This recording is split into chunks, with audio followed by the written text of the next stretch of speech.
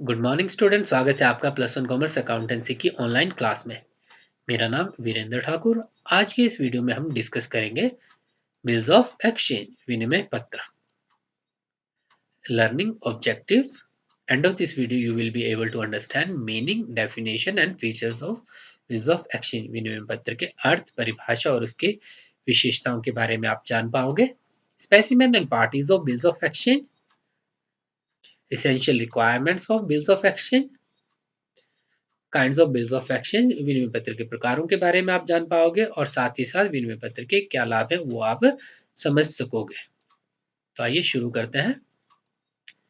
आज के समय में समस्त व्यापार नगद में ही नहीं होता, बल्कि व्यापार के अधिकांश लेन देन उधार में होते हैं। उधार के आधार पर ही व्यापारी अपनी विनियोजित पूंजी से कई गुना अधिक व्यापार कर सकते हैं। अर्थात एक व्यापारी 1 लाख लगाकर 5 या 10 लाख तक का व्यापार कर पाता है। क्यों? क्योंकि जब वो माल उधार क्रय करता है तो उसे शीघ्र ही उसका भुगतान नहीं करना पड़ता है। आफ्टर 2 और 3 मंथ्स वो उसे पे कर पाता है और इसी कारण वो लगाई गई पूंजी से कई गुना अधिक व्यापार कर पाने में सक्षम हो पाता है। Nowadays, the whole business is not carried on in cash, as most of transactions are credit transactions. On the basis of credit, business can be done beyond the capital employed in it. विक्रेता उधार बेचे गए माल के संदर्भ में क्रेता से लिखित प्रमाण चाहता है, जिसके आधार पर वह एक निश्चित अवधि के बाद क्रेता से माल के भुगतान को मांग सके। इस उद्देश्य की पूर्ति के लिए फिर विनिमय पत्र लिखा जाता है। Seller wishes a written guarantee so that after a particular period he can demand the payment on the basis of it. A bill of exchange is written to fulfill this purpose. भुगतान न मिलने की दशा में विक्रेता इस विनिमय पत्र के आधार पर न्यायालय में अभियोग चला सकता है। In case of non-payment, the seller can sue the customer in the court on the basis of this document. विनिमय पत्र बिल्स ऑफ एक्सचेंज। विनिमय पत्र लेनदार द्वारा अपने देनदार पर लिखा जाता है। व्यापारिक विनिमय पत्र विक्रेता द्वारा क्रेता के ऊपर लिखा जाता है। अतः विनिमय पत्र का किसी निश्चित व्यक्ति विशेष द्वारा अथवा उसकी ओर से किसी अन्य व्यक्ति विशेष द्वारा स्वीकृत होना एक महत्वपूर्ण विशेषता है। अर्थात जब विक्रेता द्वारा क्रेता पर विनिमय पत्र लिखा जाता है तो क्रेता की स्वीकृति उस लिखे गए विनिमय पत्र पर आवश्यक रहती है। Bill of exchange is generally drawn by the creditor upon his debtor. Therefore, it is an important feature of the bill of exchange to be accepted by the drawee or by someone else on his behalf. विनिमय पत्र स्वीकृत होने से पूर्व draft कहलाता है तथा स्वीकृति के पश्चात इसे विनिमय पत्र कहते हैं। Before a bill of exchange is accepted, it is called a draft, and after acceptance, it is called a bill of exchange. जब विक्रेता द्वारा क्रेता पर बिल ऑफ एक्सचेंज लिखा जाता है परंतु इस पर अभी स्वीकृति किसके, क्रेता की नहीं प्राप्त हुई होती है, तब यह क्या कहलाता है? ड्राफ्ट कहलाता है। और जब स्वीकृति इस पर क्रेता की प्राप्त हो जाती है तो इसे बिल ऑफ एक्सचेंज हम कहते हैं।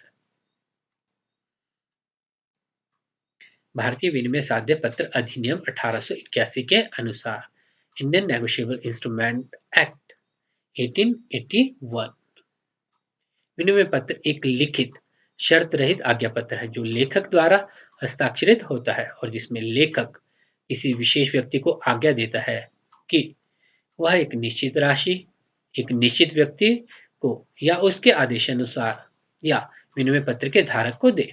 A bill of exchange is an instrument in writing containing an unconditional order signed by the maker directing a certain person to pay a certain sum of money only to or to the order of a certain person or to the bearer of the instrument.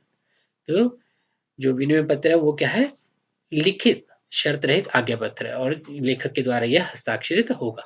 लेखक अर्थात जो ऋणदाता रहेगा वो ऋणी को क्या है? आज्ञा दे रहा है कि एक सर्टेन अमाउंट निश्चित राशि वो निश्चित व्यक्ति को या उसके आदेश अनुसार या फिर जिसपे जो बीरर रहेगा इंस्ट्रूमेंट का उसे वो प्रोवाइड करे, पैसा वो उसे भुगतान उसका करे।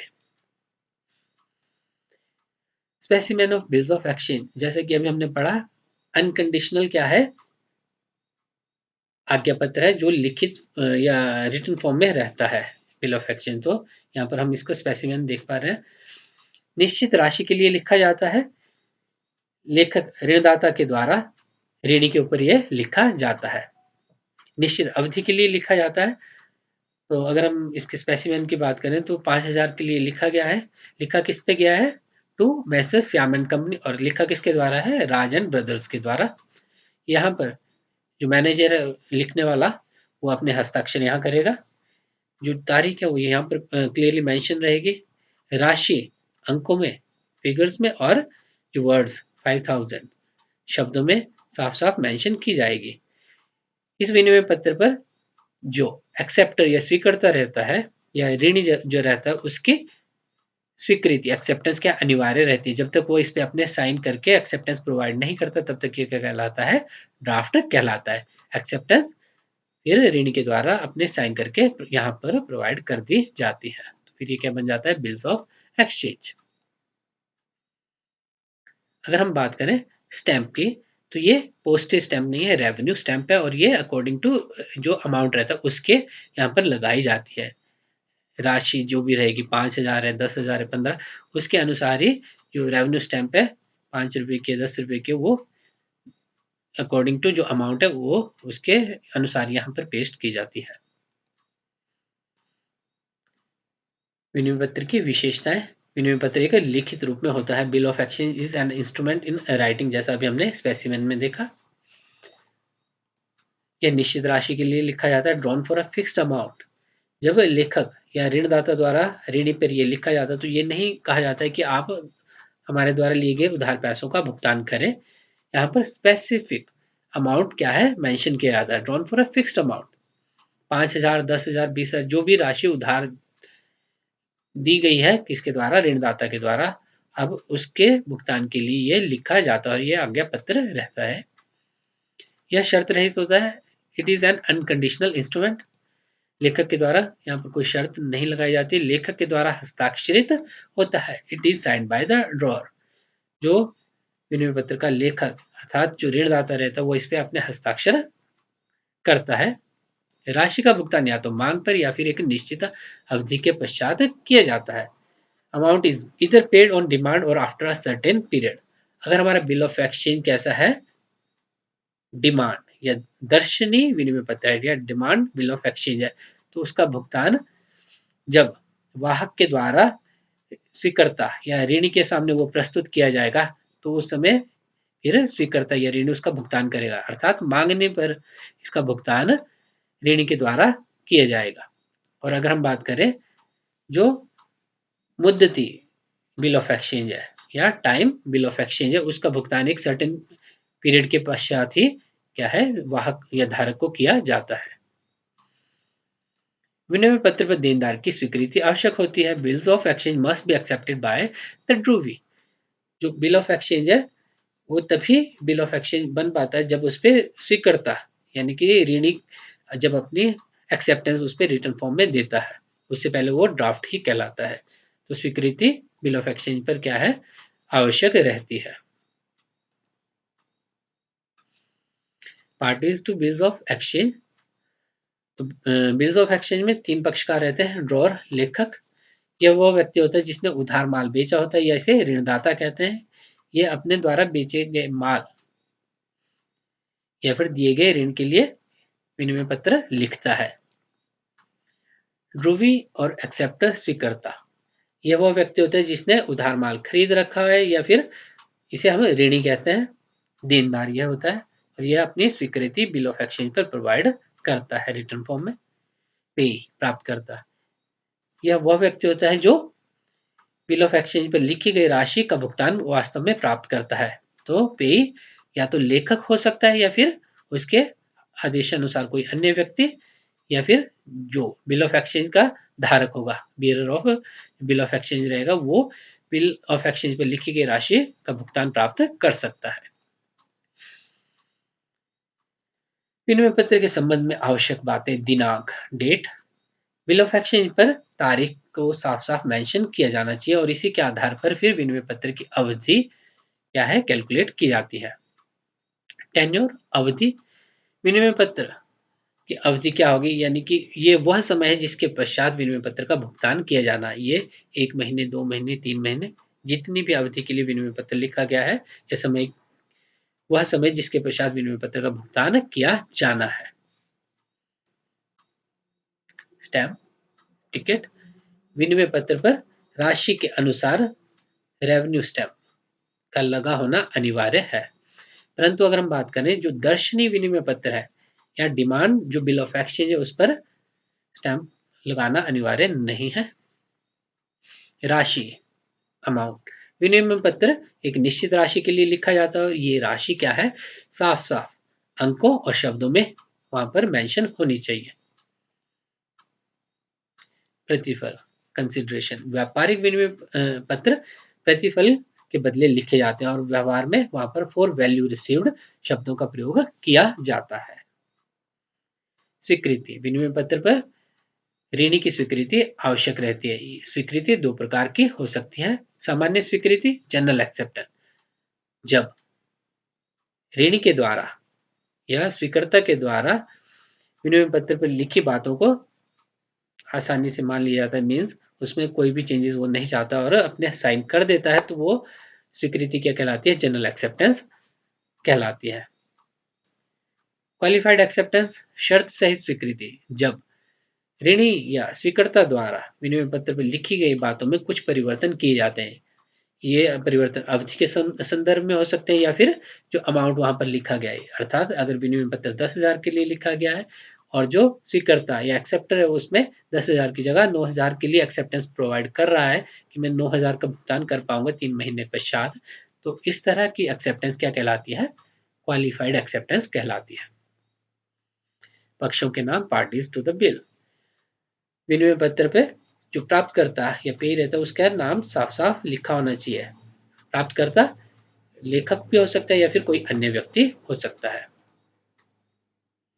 हस्ताक्षर सिग्नेचर बिल ऑफ एक्सचेंज विनिमय पत्र पर लेखक के हस्ताक्षर तथा स्वीकर्ता के हस्ताक्षर दोनों के हस्ताक्षर होना आवश्यक रहते हैं। Kinds of bills of exchange विनिमय पत्रों के प्रकार,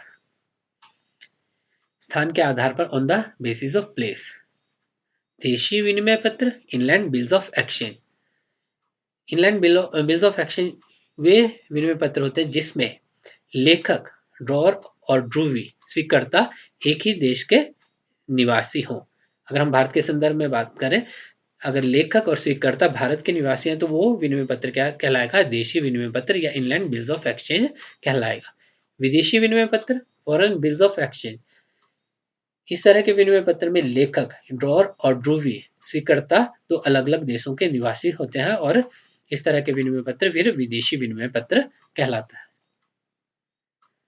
on the basis of time समय के आधार पर, demand bills of exchange demand bills of exchange या दर्शनीय विनिमय पत्र पर भुगतान क्या है, मांगने पर किया जाता है। अर्थात जब वाहक या धारक के द्वारा बिल ऑफ एक्सचेंज प्रेजेंट किया जाता है किसके समक्ष, स्वीकर्ता या ऋणी के सामने, तब उसे उसका भुगतान करना होता है। इस तरह का बिल ऑफ एक्सचेंज क्या कहलाता है, दर्शनीय विनिमय पत्र कहलाता है। मुद्दती विनिमय पत्र टाइम बिल्स ऑफ एक्सचेंज, इस तरह के विनिमय पत्र पर भुगतान क्या है, एक निश्चित अवधि के पश्चात किया जाता है, यानी कि सर्टेन पीरियड के लिए लिखा जाता है और उस पीरियड के कंप्लीट होने के पश्चात ही इस पर भुगतान ऋणी के द्वारा किया जाता है।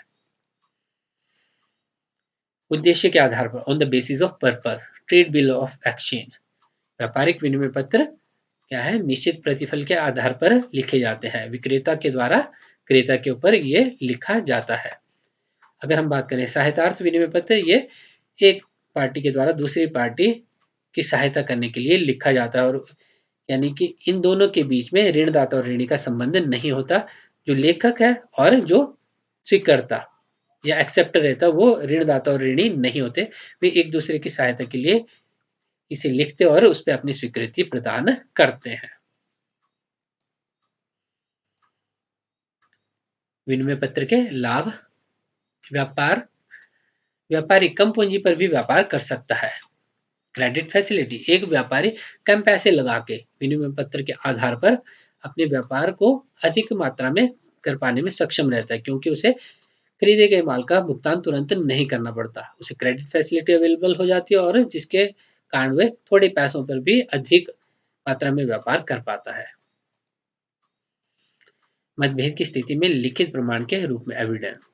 अगर बायर और सेलर के बीच में कोई डिस्प्यूट हो जाता है रिगार्डिंग पेमेंट, मान लो सेलर जो विनिमय पत्र को लिखता है किसके ऊपर, बायर के ऊपर, उस पर एक्सेप्टेंस बायर के द्वारा प्रोवाइड की जाती है, पर एक सर्टेन पीरियड के बाद अगर बायर पेमेंट नहीं करता है तो सेलर उसे फिर कोर्ट ले जा सकता है या उसके खिलाफ अभियोग चलाया जा सकता है और न्यायालय फिर बिल ऑफ एक्सचेंज को एक लिखित प्रमाण के रूप में वहां पर स्वीकार करता है। भुगतान की तिथि निश्चित होने के कारण रोकड़ संबंधी योजना बना सकना। सर्टेनिटी इन पेमेंट। अब यहाँ पर दोनों ही पक्षों को पता होता है कि उन्हें, एक को पता है कि उसे भुगतान कब मिलेगा और एक को पता है कि उसे भुगतान कब करना है, यानी कि ऋणदाता को पता है उसे 3 महीने के पश्चात पैसे आएंगे और ऋणी को पता है कि उसने 3 महीने के पश्चात पैसे देने हैं। तो दोनों अपने रोकड़ से संबंधित योजनाएं फिर भविष्य के लिए बना सकते हैं कि जब मेरे पास 3 महीने के पश्चात पैसे आएंगे तो मैं उसे कहाँ पर निवेश करूंगा, या फिर जो ऋणी है उसे ये पता है कि उसने 3 महीने के पश्चात भुगतान करना है तो वो कहाँ से पैसे अरेंज करेगा, तो इस संदर्भ में वो अपनी प्लानिंग कर सकते हैं। इन्हें बैंक से बनाया जा सकता है, रोकड़ प्राप्त किया जा सकता है। Early payment. अगर लेखक को अचानक ही पैसों की आवश्यकता पड़ जाती है, यानी कि उसने जो बिल ऑफ एक्सचेंज एक सर्टेन पीरियड के लिए लिखा है परंतु उसे पैसों की आवश्यकता आज या कल पड़ रही है, तो वो उसे बैंक से फिर डिस्काउंट करवा सकता है और रोकड़ प्राप्त कर सकता है। इन्हें अन्य व्यक्ति को बेचान किया जा सकता है। एंडोर्समेंट। लेखक विनिमय पत्र का भुगतान स्वयं प्राप्त ना करके वो किसी अन्य व्यक्ति के नाम पर इसे एंडोर्स भी कर सकता है जिसे उसने भुगतान करना हो।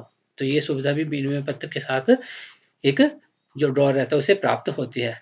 वो भुगतान स्वयं प्राप्त ना करके अपने लेनदार के नाम पर भी इसे क्या है बेचान कर सकता है या उसे एंडोर्स कर सकता है जिसे लेखक ने भुगतान करना होता है। सहायतार्थ विनिमय पत्र वित्तीय संकट के समय अधिक लाभकारी। व्यापारी या फिर कोई व्यक्ति वित्तीय संकट के समय में एक दूसरे की सहायता के लिए एकोमोडेशन बिल ऑफ एक्सचेंज लिखते हैं। एक पार्टी दूसरे पार्टी की हेल्प के लिए क्या है फिर उस पर एक्सेप्टेंस प्रोवाइड करती है। एक पक्ष के द्वारा बिल ऑफ एक्सचेंज लिखा जाता है, एक ड्रॉर हो जाता है और दूसरा ड्रॉ भी, यानी कि दोनों के बीच में ऋणदाता और ऋणी का संबंध नहीं होता है। दोनों एक दूसरे की हेल्प के लिए एक बिल लिखता है और दूसरा उस पर अपनी स्वीकृति प्रदान करता है और फिर उसे बैंक से डिस्काउंट करवा के कैश प्राप्त कर लिया जाता है। इस प्रकार से वित्तीय संकट के समय में जो अकोमोडेशन बिल रहते हैं वो हेल्पफुल रहते हैं। तो उम्मीद करता हूँ आपको बिल ऑफ एक्सचेंज का कॉन्सेप्ट क्लियर हुआ होगा और थैंक यू।